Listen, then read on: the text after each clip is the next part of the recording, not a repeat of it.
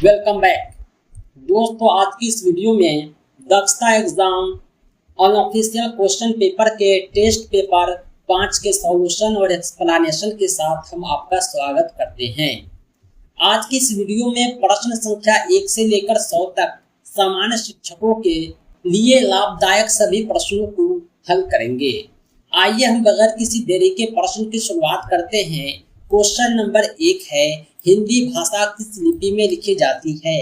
हर भाषा की अपनी एक लिपि होती है। हिंदी भाषा जो है देवनागरी लिपि में लिखी जाती है। देवनागरी लिपि में लिखी जाने वाली सभी भाषाएं देखने में हिंदी जैसी ही होती है। दूसरा क्वेश्चन है, भाषाई आधार पर सर्वप्रथम किस राज्य का गठन हुआ? सन 1956 में भाषाई आधार पर सबसे पहले आंध्र प्रदेश का गठन होता है। अगला क्वेश्चन है, हिंदी दिवस किस दिन मनाया जाता है? हिंदी दिवस 14 सितंबर को मनाया जाता है। अगला क्वेश्चन है 4 नंबर, निम्न में नासिक व्यंजन कौन सा है?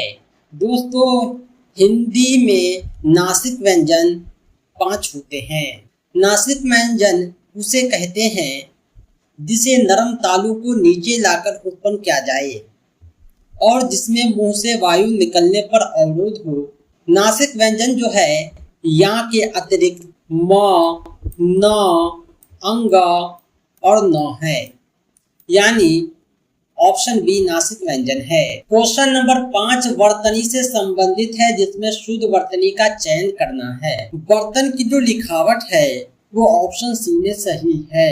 6 नंबर क्वेश्चन है, गायक का सही संधि विच्छेद कीजिए। गय जो अक गायक होता है, आई और अ मिलकर आकार की मात्रा को बनाता है।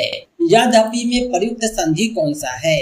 यद्यपि में जिस संधि का प्रयोग हो रहा है वह यन संधि है। सही जवाब है ऑप्शन सी। अगला क्वेश्चन है, किस शब्द में उपसर्ग का प्रयोग हुआ है? उपसर्ग जो है शब्द से पहले लगता है। आइए हम देखते हैं क्या पढ़ाई में कोई उपसर्ग है? नहीं है, क्योंकि प हटाने पर ढाई कुछ नहीं है। अपनापन में पनापन भी कुछ नहीं है।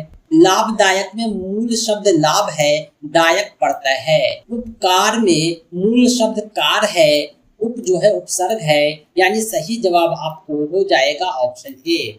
किर्दंत प्रत्यय किन शब्दों के साथ जुड़ते हैं? किर्दंत प्रत्यय जो होते हैं वह क्रिया के साथ जुड़ते हैं। नेक्स्ट क्वेश्चन है, भाई बहन में कौन सा समास है? भाई बहन में दोनों पद आपस में प्रधान है, अपनी जगह प्रधान है, इसलिए ये द्वंद्व समास हो जाएगा। नेक्स्ट क्वेश्चन है, संकर शब्द का अर्थ क्या होता है? दोस्तों, संकर शब्द जो होता है यह जो है दो भाषाओं के शब्दों से मिलकर बनता है। उदाहरण देते हैं रेलगाड़ी का। ये जो रेलगाड़ी है इसमें दो भाषा के शब्द मिले हुए हैं। रेल जो है अंग्रेजी है और गाड़ी जो है हिंदी है। इस प्रकार रेलगाड़ी एक नया शब्द बनता है। ऐसे शब्द को संकर शब्द कहते हैं। नेक्स्ट क्वेश्चन है, किस वाक्य में अपादान कारक है? अपादान का मतलब होता है अलग होना। आप उदाहरण को पढ़े, आपको समझ में आ जाएगा कि अपादान कारक कहाँ है। हिमालय गंगा से निकलती है। हिमालय से गंगा निकलती है, गंगा जो है हिमालय से अलग हो रही है, ये अपादान कारक है। इसका जो चिन्ह होता है से होता है। 13 नंबर क्वेश्चन है, कौन शब्द व्यक्तिवाचक संज्ञा है? व्यक्तिवाचक संज्ञा उसे कहते हैं जो विशेष व्यक्ति, वस्तु, स्थान को बतलाता हो। गाय हो, पहाड़ हो, आम हो, ये किसी विशेष नाम नहीं है, बल्कि यमुना एक विशेष नाम है जो एक नदियों में विशेष है, इसीलिए यमुना को व्यक्तिवाचक संज्ञा कहेंगे। काम का नाम बताने वाले शब्द को क्या कहते हैं? जो शब्द काम का नाम बताए, जैसे लिखना, पढ़ना, ये सब काम होता है, काम का नाम होता है, उसे क्रिया कहते हैं। अगला क्वेश्चन है, गणेश का पर्यायवाची शब्द क्या होगा? गणेश का पर्यायवाची होगा गजानंद। मंद का विलोम शब्द है, मंद का उल्टा होता है द्रुत। मंद का उल्टा हो जाएगा द्रुत। अगला क्वेश्चन है, निश्चित समय के भीतर पत्र का उत्तर न प्राप्त होने की दशा में अनुबोधक के रूप में भेजा जाने वाला पत्र क्या कहलाता है? निश्चित समय पर पत्र प्राप्त नहीं हुआ तो उसे याद दिलाया जा रहा है, स्मृति दिलाई जा रही है, इसलिए ऐसे पत्र को अनुस्मारक कहते हैं। ये सभी पत्र ही होते हैं, लेकिन सबकी अलग अलग आवश्यकताएं और अलग अलग नाम हैं। क्वेश्चन नंबर 18 है, जो सदा दूसरों पर संदेह करता है उसे क्या कहते हैं? संदेह करने वाला शंकालु होता है। नेक्स्ट क्वेश्चन है, निम्न में कौन विराम चिन्ह नहीं है? विराम चिन्ह कई प्रकार के होते हैं। अल्प विराम, पूर्ण विराम, निर्देशक चिन्ह, सभी के सभी विराम चिन्ह है, लेकिन अवतरण कोई विराम चिन्ह नहीं है। नाश कर देना के लिए मुहावरा है। पानी फेर देना का अर्थ होता है नाश कर देना। अगला क्वेश्चन है 21 नंबर, दीन बंधु निराला किसकी रचना है? दीन बंधु निराला आचार्य शिव पूजन सहाय की रचना है। अगला क्वेश्चन है, हौसले की उड़ान पात्र कदम क्या बनना चाहती है? हौसले की उड़ान की एक पात्र है जिसका नाम है कदम। यह जो है डॉक्टर बनना चाहती है। आपके पाठ पुस्तक में तोता एक शीर्षक का अंग है, उस तोते का नाम था हिमशुक। अगला क्वेश्चन है, अरमान पाठ के लेखक कौन है?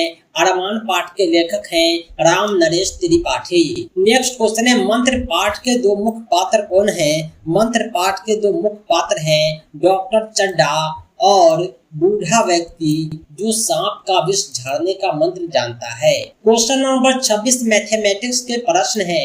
इसमें कहा गया है कि एक शहर की जनसंख्या 1 लाख है। एक शहर की जनसंख्या 1 लाख है। यदि जनसंख्या का 2/5 भाग पुरुष है तो शहर में स्त्रियों की जनसंख्या बताएं। इस तरह के प्रश्नों को सॉल्व करने के लिए आप पहले पुरुष की संख्या निकालकर 1 लाख में से घटाएंगे, या डायरेक्ट स्त्रियों की संख्या निकालने के लिए स्त्री का भाग पता करेंगे। आसान मेथड हम अपनाते हैं, पुरुष की जनसंख्या निकालते हैं, हमें 2/5 करना है। सबसे पहले हम दी गई जनसंख्या 1 लाख को लिख लेते हैं। 1 लाख को लिख लिया, इसका 2/5 भाग जो है पुरुष है। 5 से काटेंगे, 5 दूनी 10 होगा, आगे का 4 जीरो यहाँ लिख लेंगे। 2 से गुना करेंगे इसको 20 को, तो 20 दूना 40, यानी 40,000 जो है पुरुष है। जब 1 लाख में 40,000 पुरुष है तो स्त्री कितनी है? सीधा सा आंसर है 60,000, क्योंकि 60 40 100 होता है। सही जवाब ऑप्शन ए आपके सामने है। अगला क्वेश्चन है 27 नंबर, ये बोर्ड मास है, इसको सॉल्व करना है। सबसे पहले भाग का काम होता है, फिर गुना का, फिर जोड़ का, फिर घटाव का। आइए इसे हम सॉल्व करते हैं। 66 गुने 2 हम इसको अलग सॉल्व करेंगे, क्योंकि इसका कैलकुलेशन जो है माइनस से पहले होता है। 2 सत्ते 14 के 4 हासिल 1 2 छके 12 1 13 होता है, माइनस 18/2 को आप कितना लिखेंगे? 9 लिखेंगे, गुने 12, ठीक है, +1। यहाँ पर सबसे पहले हम जो है गुना का काम करेंगे। 12 नमा 108 होता है, इसमें 1 जुट जाएगा तो 109 हो जाएगा। ये जो है घटेगा किससे? 134 से घटेगा। 109 में से आप 134 को घटाएंगे, 14 में से 9 गया 5 होता है, 2 में से 0 गया 2, 1 कट जाएगा, यानी 25 जो है आंसर आता है ऑप्शन बी। 28 नंबर क्वेश्चन जो है, इसमें कहा गया है कि एक परिवार में प्रतिदिन 3.5 लीटर दूध की खपत होती है। एक दिन में 3.5 लीटर दूध की खपत है परिवार में, तो जनवरी 2023 में कितना दूध पिया गया था? सीधा सा सवाल है कि जनवरी 2023 में कितने दिन होते हैं, चाहे वो जनवरी 2023 का हो, चाहे 22 का हो, चाहे 20 का हो, जनवरी में 31 दिन होता है। और परिवार के जो सदस्य हैं 3.5 लीटर दूध पी जाते हैं। इसको जब आप गुना करेंगे तो आपको प्राप्त होगा 9 1 10, 1 के बाद जो है पॉइंट है, यानी 108.5 लीटर जो है सही जवाब ऑप्शन ए है। अगला क्वेश्चन है 29 नंबर, 1 मील कितने के बराबर होता है? मील जो होता है किलोमीटर से बड़ा होता है। 1 मील 1.61 किलोमीटर होता है। अब बढ़ते हैं अगले क्वेश्चन की तरफ। 30 नंबर क्वेश्चन है, ये जो दिया हुआ है 4 संख्या पूछ रहा है कि इसमें सबसे बड़ा कौन है। बड़ा पता करने के लिए इंडिविजुअली आपको सभी को सॉल्व करना होगा। 2 पे पावर 2 का मतलब क्या होता है? 4 होता है। 2+2 का मतलब 4 का स्क्वायर क्या हो गया 16, 16 गुने 2 क्या हो गया 32। इसको सॉल्व कीजिए, 2 दूनी 4 दूनी 8, 8 का स्क्वायर कितना हो गया 64। 2 में उसको 2 में जोड़ेंगे 6 होगा, 6 दूनी 12। सबसे बड़ा आपको जो है 64 नजर आ रहा है, इसलिए ऑप्शन सी सबसे बड़ा है। अब बढ़ते हैं अगले क्वेश्चन की तरफ। 31 नंबर है, चाय की कीमत में 10% की कमी के कारण 140 रुपए वाली चाय की नई कीमत ज्ञात कीजिए। यानी चाय की कीमत में जो है 10% कमी आई है। 140 रुपए वाली चाय की नई कीमत क्या होगी? आपको जो है 140 का 10% निकालना है। 140 का 10% होता है 14, क्योंकि 0 से 0 कट जाएगा, 14 ही बचेगा। 10% की कमी का मतलब कितना हो गया 14 रुपए की कमी। 140 रुपए वाली चाय थी, 14 रुपया की कमी आई, तो आप जब 140 में से 14 को घटाएंगे तो नई कीमत 126 रुपया आपके सामने है, ऑप्शन ए। अगला क्वेश्चन है, एक व्यक्ति के मासिक वेतन का 10% मकान का किराया काटा जाता है, 20% उसके बच्चों की शिक्षा पर खर्च होता है, 25% अन्य मदों पर खर्च होता है, उसके पास अभी 2880 रुपया बच जाते हैं। उसका मासिक वेतन कितना है? इसको निकालने का आसान तरीका ये है कि 10% मकान किराया पर खर्च हुआ, बच्चा का पढ़ाई पर 20%, 20, 10, 30 और 25% अन्य मदों पर खर्च किया। यानी कुल खर्च उन्होंने कर दिया 20, 10, 30 और 25, 55% जो है खर्च कर दिया। बचाया कितना 45%। ये जो 45% है वो 2880 के बराबर है। तो 55% और 45% खर्च और बचत को जोड़ के 100% का वैल्यू आपको निकालना है। 45% 2880 के बराबर है, तो 1% का वैल्यू हो जाएगा 2880 बटा 45। इसे आप काट दीजिए। सबसे पहले हम 5 से काटेंगे। 5 पंचे 25, 3 38, 5 सत्ते 35, 3 30, 5 छक्के 30।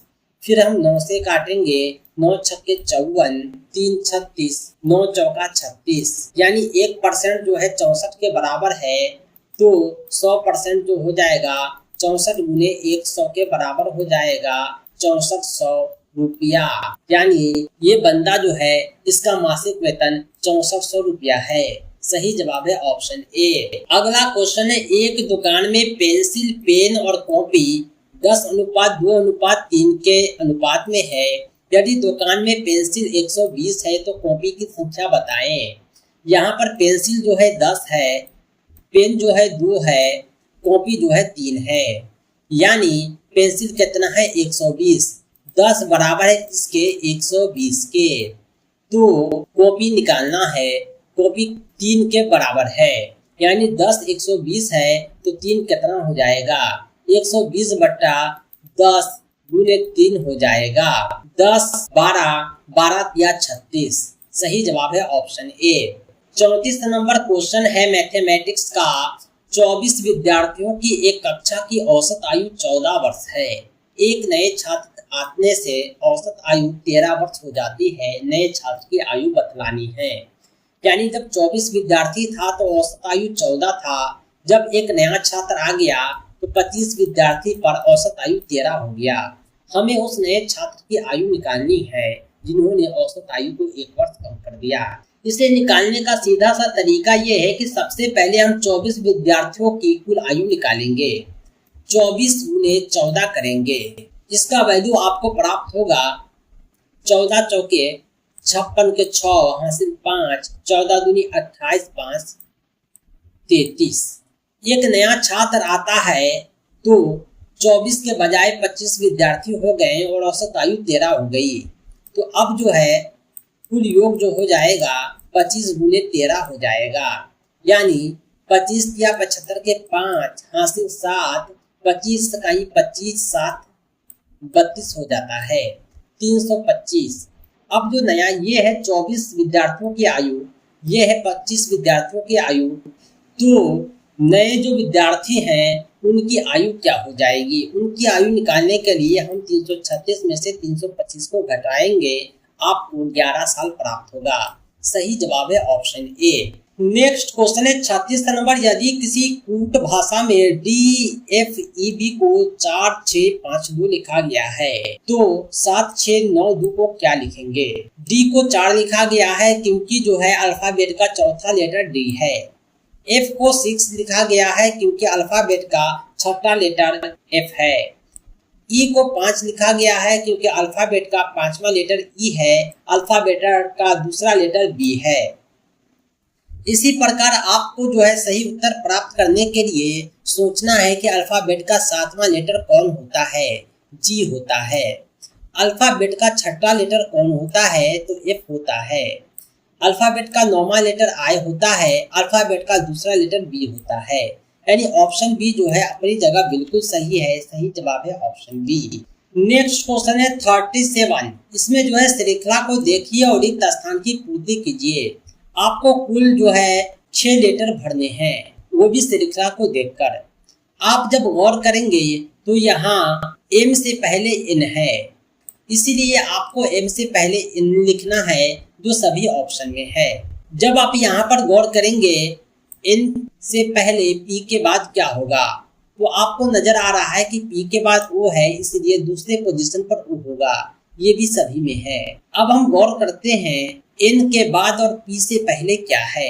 N के बाद कहीं पर तो नहीं देख पा रहे हैं, लेकिन P से पहले M है, इसलिए यहाँ पर M होगा जो A, B, C 3 ऑप्शन में नजर आ रहा है। अब हम गौर करेंगे कि P के बाद O है, O के बाद क्या होगा और M से पहले क्या होगा। M से पहले हमने N भरा है, इसलिए यहाँ पर N होगा। सही जवाब है ऑप्शन बी। नेक्स्ट क्वेश्चन है क्वेश्चन नंबर 38। 10 मीटर वर्गाकार कमरे में 1 मीटर वाले वर्गाकार कितने टाइल्स बिछेंगे। यानी ये जो कमरा है इसकी लंबाई चौड़ाई 10-10 मीटर है। इसमें छोटे छोटे टाइल्स बिछाने हैं जो 1 मीटर लंबा 1 मीटर चौड़ा है। कितने टाइल्स बिछेंगे, इसके लिए आपको जो है कमरे का क्षेत्रफल निकालकर टाइल्स के क्षेत्रफल से भाग देना होगा। कमरे का क्षेत्रफल हम निकालते हैं, भुजा का स्क्वायर 10 गुने 10। टाइल्स का क्षेत्रफल हो जाएगा 1 गुने 1। जब हम इसे सॉल्व करेंगे तो हमें 100 प्राप्त होगा। यानी 100 टाइल्स बिछेंगे छोटे छोटे पूरे कमरे में। सही जवाब है ऑप्शन ए। क्वेश्चन नंबर 39 है बकरी के एक झुंड में कुल पैरों की संख्या 100 है। आपको पता होगा कि बकरी में के पास 4 पैर होते हैं, तो बकरी की संख्या कितनी होगी।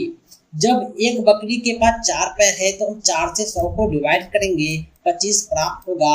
झुंड में बकरी कितना है 25 है। 40 नंबर क्वेश्चन है 60 किलोमीटर प्रति घंटा की रफ्तार से चलने वाली कार 5 घंटे में कितनी दूरी तय करेगी।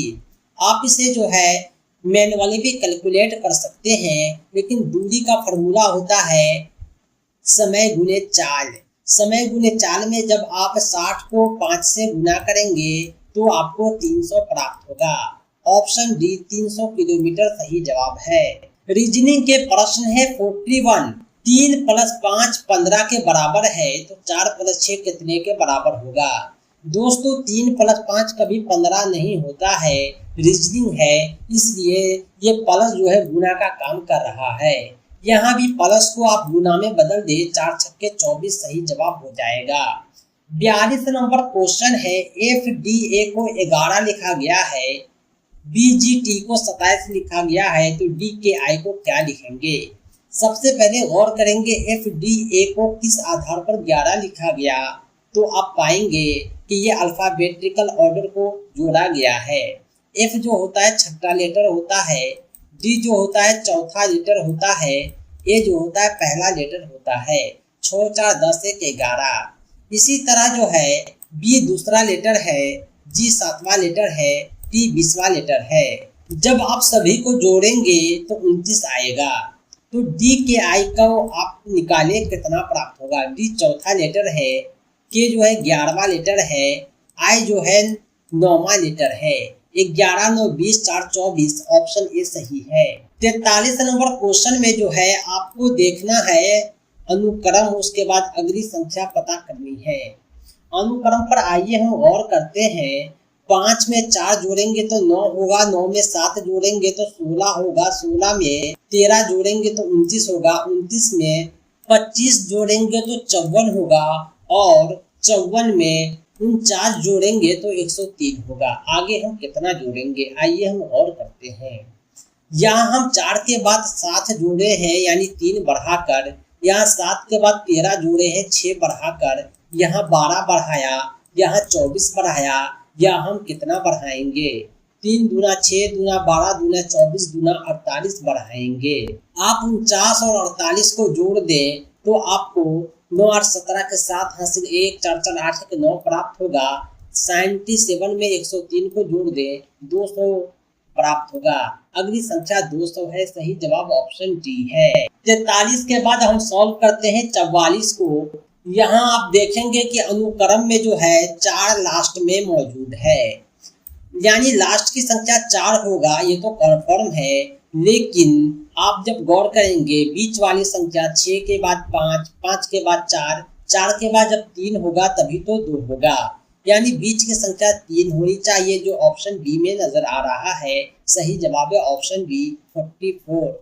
45 नंबर क्वेश्चन में जो है ऐसा लेटर का कॉम्बिनेशन खोजना है जो आपस में इसी प्रकार रिलेट करता हो। आप जब गौर करेंगे तो 1 2 3 होता है, ए पहला लेटर है, सी तीसरा लेटर है, के 11 है, एम 13 है, 11 2 13 होता है, 2 का इंक्रीमेंट हो रहा है। यहाँ भी 2 का इंक्रीमेंट हो रहा है, जी 7वां है, आई 9वां है। तो यहाँ भी ऐसा लेटर चाहिए जिसका पहला 2 लेटर में 2 का डिफरेंस हो। जब आप गौर करेंगे तो 10 3 13 है, ये 17 है, ये 9 है, ये घट गया, बढ़ा नहीं है। जब आप इस पर गौर करेंगे तो 17 2 19 है, ऑप्शन सी जो है फॉलो कर रहा है। सही जवाब है ऑप्शन सी। नेक्स्ट क्वेश्चन है चेन्नई तमिलनाडु से किस प्रकार संबंधित है। तमिलनाडु की राजधानी है चेन्नई, तो मध्य प्रदेश की राजधानी है भोपाल।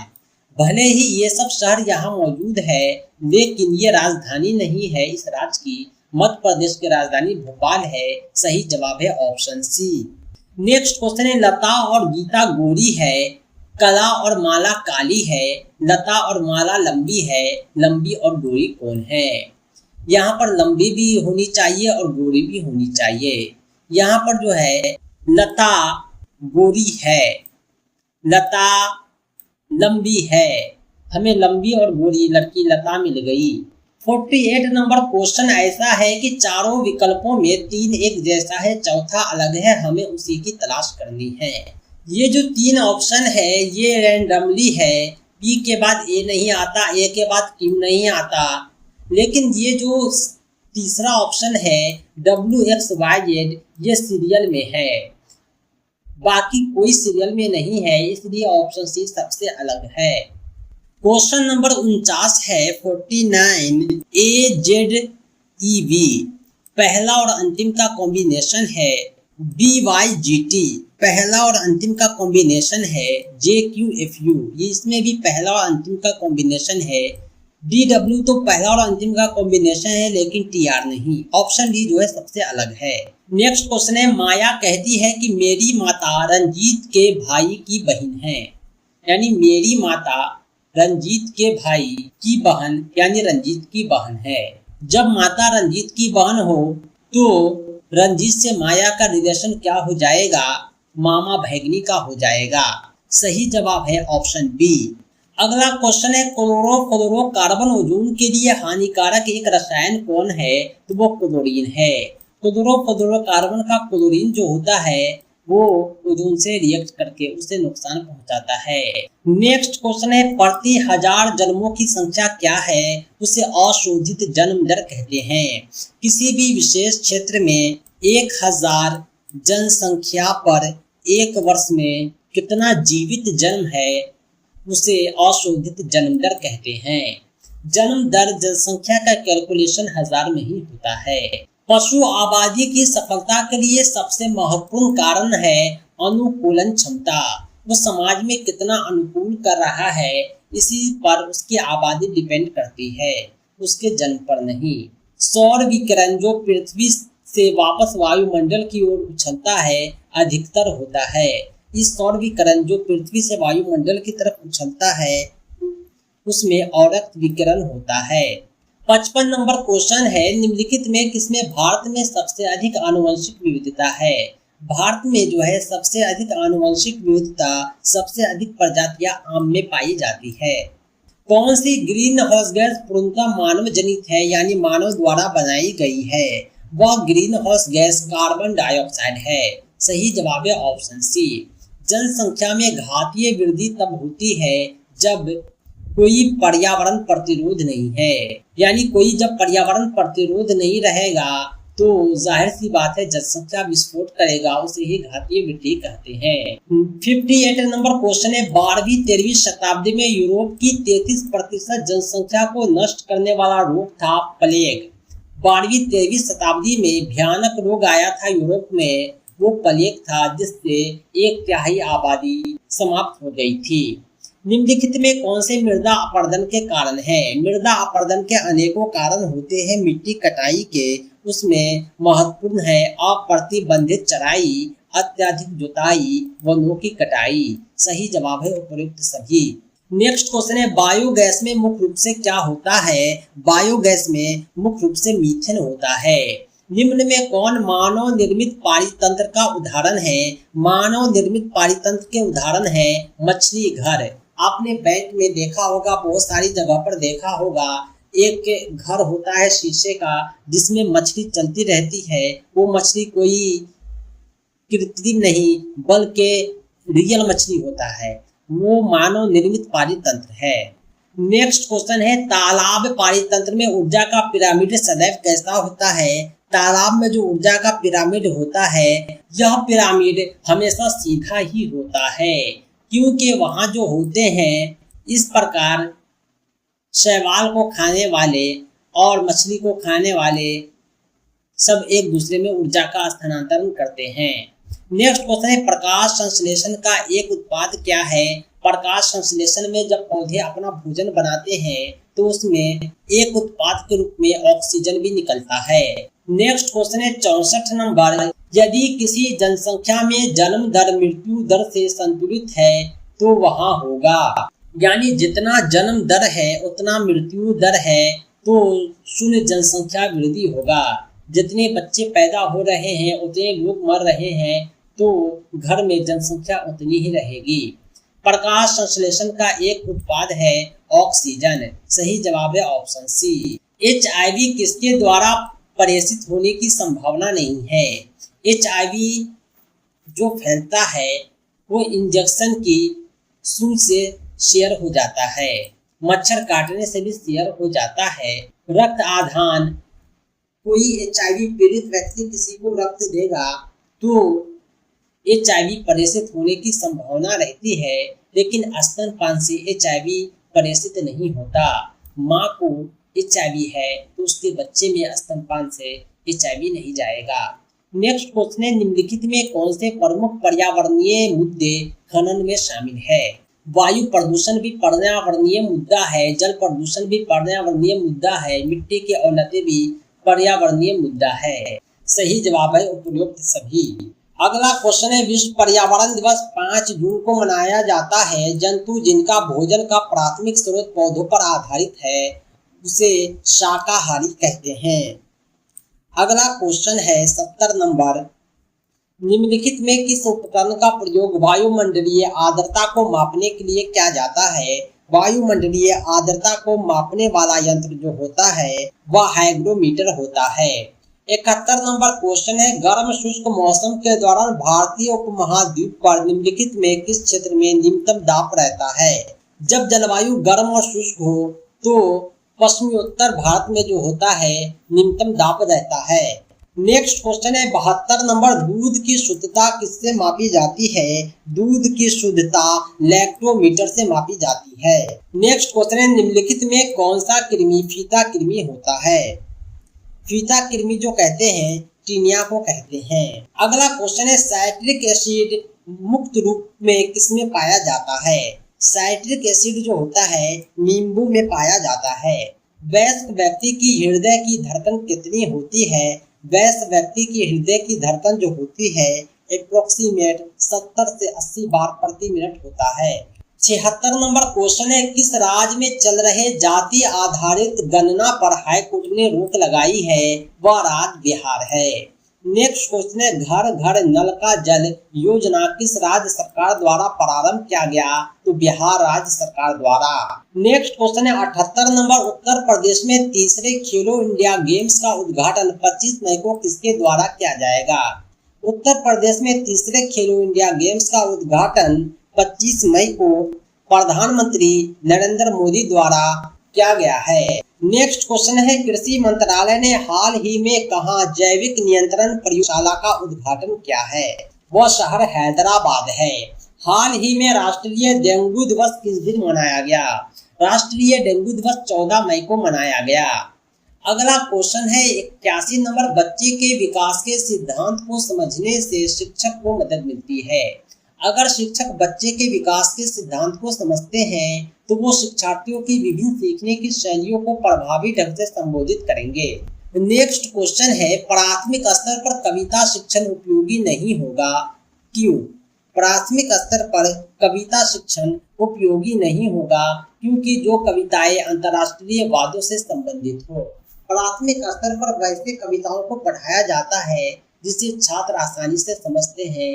कविताएं छात्रों के सृजनशीलता को बढ़ाती है, नीति, हास्य, वीरता, देशभक्ति जैसी भावनाओं को इंगित करती है। अगला क्वेश्चन है, कक्षा के बच्चों के भाषा आकलन के लिए आप किसे सबसे कम महत्वपूर्ण मानते हैं? भाषा के आकलन में भाषा प्रयोग का अवसर दिया जाता है, लेकिन साहित्यिक समारोह का आयोजन करना, इसमें भाषा का आकलन नहीं होता है क्योंकि बच्चे को मन की भाषा के प्रयोग का अवसर नहीं मिलता। 84 नंबर क्वेश्चन है, भाषा सीखने में सबसे बड़ा बाधक तत्व क्या हो सकता है? भाषा सीखने में जो सबसे बड़ा बाधक तत्व होता है वो भाषा प्रयोग का अवसर कभी नहीं हो सकता है, इकाई परीक्षण कभी नहीं हो सकता है, वो भाषा में आकलन हो सकता है। भाषा का में जब आकलन करेंगे तो उसको अवसर नहीं मिलेगा। नेक्स्ट क्वेश्चन है, प्राथमिक स्तर पर भाषा ही संतों का विकास देश है और साहित्य है। यहाँ पर साहित्य को साधन माना गया है और भाषा को साध माना गया है। 86 क्वेश्चन है, प्राथमिक स्तर पर कौन सा भाषा शिक्षण का उद्देश्य नहीं है? प्राथमिक स्तर पर भाषा शिक्षण के अनेकों उद्देश्य होते हैं, उसमें अपने द्वारा कही गई बातों को तार्किक पुष्टि करना। जब अपनी बातों को जब तार्किक पुष्टि करेंगे तो भाषा प्रयोग का अवसर मिलेगा। भाषा का सृजन एवं कल्पनाशील प्रयोग करना, यानी सोच सोचकर बोलने का अवसर देना, ये भी उद्देश्य है। रचनाओं के माध्यम से विभिन्न विषयों में जोड़ना, कोई भी रचना को अलग अलग विषयों से जोड़कर हम भाषा का प्रयोग कर सकते हैं, लेकिन भाषा संबंधी व्याकरण को पूर्णतः कंठस्थ करना, ये भाषा शिक्षण का उद्देश्य प्राथमिक स्तर पर नहीं है। अपर लेवल पर हो सकता है, लेकिन व्याकरण के नियम समझाना ये प्राथमिक स्तर पर उचित नहीं है। कक्षा में भाषा की देश के प्रति देश बनकर उनका प्रयोग भाषा शिक्षण में करना चाहिए। देश के प्रति देश बनकर भाषा का प्रयोग करना है, यह विविधता संवेदनशीलता को बतलाता है। नेक्स्ट क्वेश्चन है, एक भाषा शिक्षक के रूप में सबसे बड़ी चुनौती क्या है? भाषा शिक्षक के रूप में सबसे बड़ी चुनौती है बहुभाषिक कक्षा के शिक्षण के लिए उचित रणनीति तैयार करना। नेक्स्ट क्वेश्चन है, प्राथमिक स्तर पर कौन सा भाषा शिक्षण का उद्देश्य नहीं है? प्राथमिक स्तर पर भाषा शिक्षण के अनेकों उद्देश्य होते हैं, उसमें वर्णमाला को क्रम से कंठस्थ करना उद्देश्य नहीं है। अक्सर हम बच्चे को अ से लेकर अ तक, क से ज्ञ तक जो रटाते हैं, एक भी गलती नहीं होना चाहिए, आगे नहीं पढ़ाते हैं, उसी को रटवाते हैं, ये गलत है। हमें प्राथमिक स्तर पर भाषा को अच्छे से विस्तार से समझाना है, न कि वर्णमाला को ही याद कराने पर फोकस देना है। नेक्स्ट क्वेश्चन है, एक बहुसांस्कृतिक कक्षा में आप एक भाषा शिक्षक के रूप में किस बात को अधिक महत्व देंगे? कक्षा बहुत सांस्कृतिक है, हम भाषा शिक्षक के रूप में ये चाहिए हमें कि हम भाषा प्रयोग का अधिक से अधिक अवसर देंगे। नेक्स्ट क्वेश्चन है, ज्यामिति पढ़ाने की सर्वोत्तम विधि क्या है? ज्यामिति पढ़ाने की सर्वोत्तम विधि परादर्शन विधि है। नेक्स्ट क्वेश्चन है, गणित की प्रकृति एवं संरचना में निम्नलिखित विशेषताएं पाई जाती है। गणित की प्रकृति एवं संरचना में जो विशेषता होती है वो ये कि गणित एक निर्बाध विषय होता है। वह विधि जिसमें पहला उदाहरण नियम द्वारा अनुसरण किया जाता है क्या कहलाती है।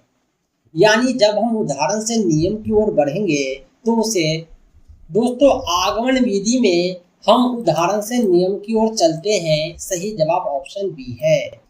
नेक्स्ट क्वेश्चन है, यह सच है कि बहुत से छात्रों को गणित कठिन लगता है, इसलिए स्कूल और शिक्षक को ठोस कदम उठाने चाहिए ताकि छात्रों के गणित के स्तर को बढ़ाया जा सके।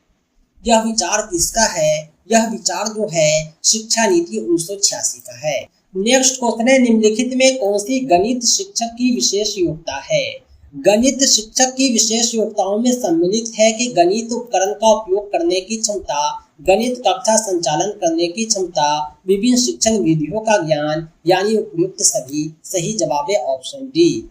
नेक्स्ट क्वेश्चन है, जहां तक तर्क का क्रम विशिष्ट से सामान्य की ओर बढ़ता है वह विधि क्या कहलाती है। विशिष्ट से जब हम सामान्य की ओर चल रहे हैं तो यह विधि आगमनात्मक विधि कहलाती है। नेक्स्ट क्वेश्चन है, प्रचलित पाठचर्या का दोष है। सबसे प्रचलित पाठचर्या का जो दोष होता है यह जीवन से असंबंधित होता है, संकीर्ण दृष्टिकोण रखता है, परीक्षा की प्रधानता होती है। सभी के सभी सही हैं। नेक्स्ट क्वेश्चन है, निम्नलिखित में कौन गणित में मौखिक पद्धति की विशेषता नहीं है। गणित में मौखिक पद्धति की अनेकों विशेषताएं हैं। छात्रों में विभिन्न कौशल विकसित करना पड़ता है। इस विधि से शिक्षा ग्रहण करने से विद्यार्थियों का महत्व श्रम के महत्व को समझ में आता है। छात्रों में विभिन्न सामाजिक गुणों का विकास किया जाता है। उपयुक्त में से कोई नहीं। इसमें सही जवाब होगा ऑप्शन डी। नेक्स्ट क्वेश्चन है, प्रयोगशाला विधि की सबसे बड़ी कमी क्या है। प्रयोगशाला विधि की सबसे बड़ी कमी ये है कि यह छात्रों का मानसिक शोषण करता है। गणित पढ़ाने का महत्व है। गणित जो है घरेलू काम में भी इस्तेमाल होता है, मजदूरी एवं व्यापार में भी इस्तेमाल होता है, व्यवहारिक उपयोग भी है इसका, यानी गणित का सब उपयोग है। जीवन के हर पहलू में गणित काम आता है। दोस्तों ये थे 100 प्रश्न जो दक्षता एग्जाम अनऑफिशियल क्वेश्चन पेपर के टेस्ट पेपर 5 से लिए गए थे। ये अंतिम टेस्ट पेपर था। हमने कुल 5 टेस्ट पेपर जारी किए थे। इससे पहले 5 टेस्ट सीरीज और 5 रिवीजन टेस्ट, यानी हमने कुल 15 प्रैक्टिस सेट जारी किए हैं।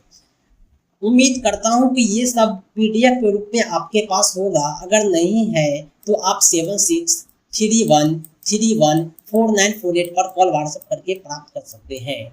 दोस्तों दक्षता परीक्षा के अतिरिक्त हम ऑल टीचिंग एग्जाम की कंप्लीट तैयारी कराते हैं, जैसे सीटेट हो गया, BPSC टीचर हो गया, चाहे वो PRT हो, TGT हो, PGT हो, कोई भी परीक्षा हो। इसके अलावा हम जो है DLED BEd all teaching exam की तैयारी कराते हैं। PDF notes, practice set, mock test, online quiz आदि प्राप्त करने के लिए आप हमसे संपर्क जरूर करें। हम बेहतर तैयारी कराते हैं। हिंदी भाषा में, उर्दू जबान में, इंग्लिश मीडियम में, तीनों भाषाओं में हम अच्छी तरह पढ़ाते हैं। दोस्तों आज के लिए इतना ही। Thanks for watching. बहुत बहुत धन्यवाद।